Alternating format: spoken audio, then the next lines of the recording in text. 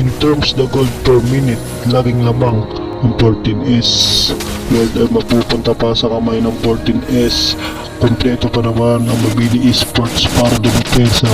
Creed nagpapaulan ng recall. Sige, clash, final clash na nga ba to?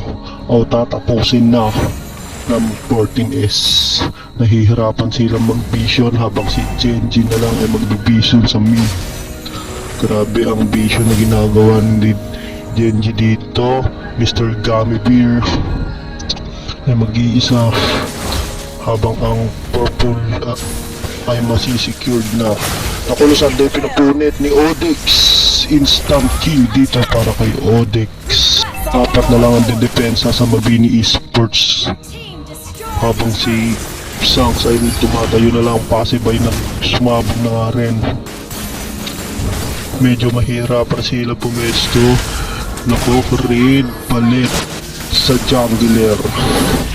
Lloyd TC up 5 pa rin at 4 na nga ang pinadala dito ng 14S habang si Lloyd TC na nga lang mga sasalaro damage. Final slash na ibato na nga rin habang ulti dito ni Lapu-Lapu.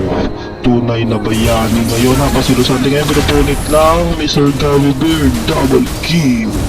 Si Gigi at Genji Lab na nga lamang ang didepensa Mabini Esports. Sila daw na nga ba to? Naku po, gold laner.